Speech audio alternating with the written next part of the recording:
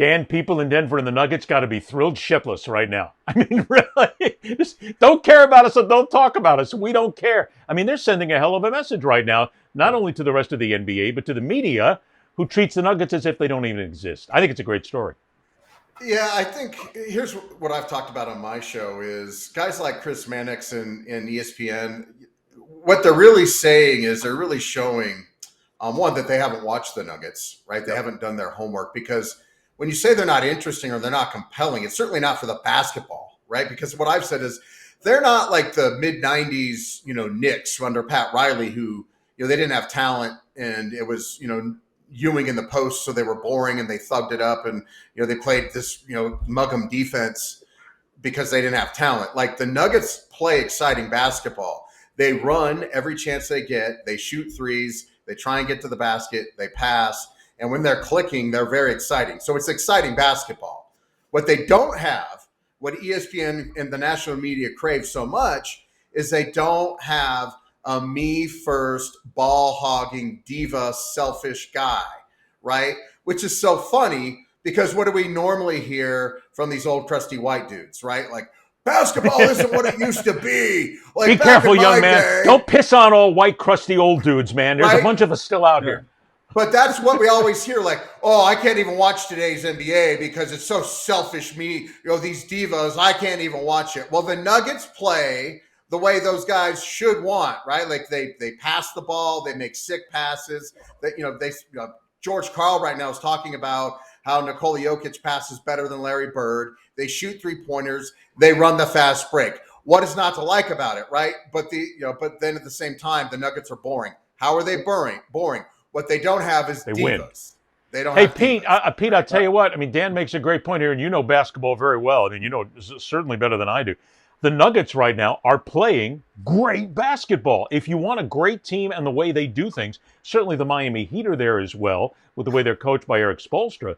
But the Nuggets are playing what is pure entertaining basketball, but because somebody's not on the sideline somewhere blowing a spliff or basically taking a line of coke or doing something stupid, beating up their dog, nobody talks about them. I think it's fair. No question. ESPN is more interested in the drama. You're at mismatch. They'd rather talk about the bottom half of the bracket when the playoffs are going on, instead of talking about the Denver Nuggets. And they haven't watched them play. They haven't watched the Heat play.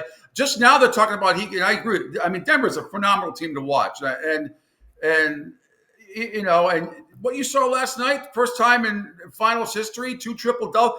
Jokic, when Jokic has to score 40, they're going to win. Why doesn't score 40? They're fine. So, I mean, when he's doing everything else. But you've got these other people talking about when Stephen A. Smith gives you his analysis. Well, if Miami hits their threes at 44%, they're going to win. There's nothing else there besides that. No, nothing. Pete, don't say his name. Don't. It's like saying Voldemort in Harry Potter movies. Don't say his name. Then they start talking about what is Heat culture. Well, what is Heat culture? And I think it's a lot can be applied to Denver as well. The way they play, the way the Heat play. You know what? It's not for everybody. It's not for everybody. You gotta be. You can't be selfish. There's not going to be drama. They're both well-coached teams. Supposed to be doing it head coach a little bit longer, but Malone is an excellent basketball coach. These type of situations are not for everybody. You want the drama? I don't need Kyrie Irving on my team. I'm praying that Kyrie Irving goes to the Lakers and wrecks them too. I hope LeBron. I hope they take Kyrie Irving and Chris Paul. Take them both. But the bottom line is, it's pure arrogance and utter laziness. I mean, that's why it's very hard. The TNT coverage is phenomenal in basketball. What those guys do with Ernie and Shaq, and Kenny and Chuck, that's phenomenal. You're going to get honest, and I know that those guys have watched these games. You think Stephen A. Smith? How many games? You said it again. You said it again. Well, he's the highest paid player until McAfee gets there next week. Person on the air. How many Denver Nuggets and Miami Heat games do you think he's actually watched? I can tell you, not a lot. You can tell by listening to these shows. We're going to have like a big banner from now on that's going to come up, and it's going to be. I'm trying to think of what it is. Oh, it's the Monty Python bit where every time you say his name, we're going to go to the Knights of Knee, where they're going to go, don't say the words, don't say the words. Yeah. It's Denver's painful to hear it. Denver's well coached. They're a deep team. And God, don't say his name. it's not that Miami can't come back and win tomorrow night. I probably think they go, or Saturday. I think they probably will. Is it not fair to say, though, that the people in Denver and the Nuggets right now are absolutely thrilled that people don't give a shit about them? It's a badge of honor. No, that's not true. No. Really? They are. They care? No, and oh, yeah. Actually, Michael Malone has said that in press conference after press conference. And to the point that certain members of the media here are like, dude, let it go. Right. So, no, it's been people here have definitely been upset about it, pissed off about it. Like, what is the deal here? Why don't we get our respect?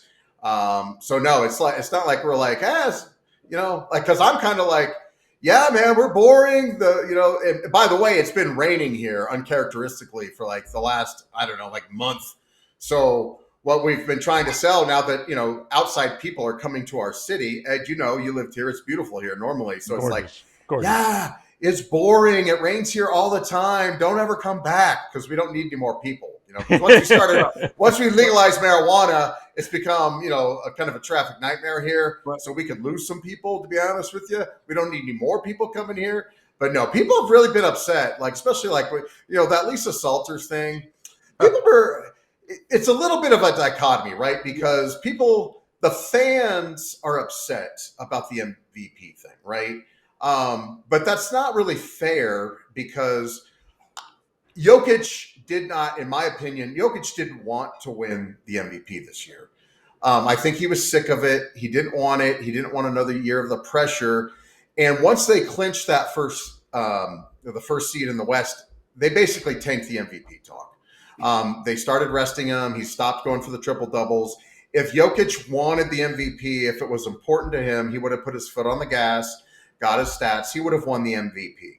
He basically said, I don't want the MVP, but the fans are still really upset about it. And now they're really chirping here. They're like, dude, it's so obvious he's the best player in the world. And, the ESPN and the media and Embiid crying about the MVP, they gave it to the wrong person.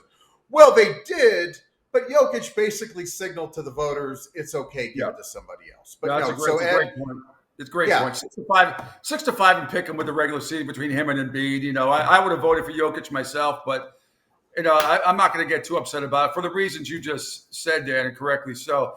What is interesting about Denver and Miami, they're both using the trump card of nobody respects, and rightly so, by the way, rightly so. And even though, and the Heat even more so in a lot of ways because they were down 3 starters for a couple of series, and what they're doing, and people just now understanding that the unrestricted free agents that they have signed over the years, 4 of them, who are on the whole, not last night, but on the whole have done such a great job. But these knuckleheads at ESPN, even some of the ones on NBA TV, you sit there and go, what have you people been watching for the last few years? I mean, what do you think this is? And so I think both teams are using the no respect card, the Rodney Dangerfield card, to galvanize their team for different reasons. So I think different reasons, yes.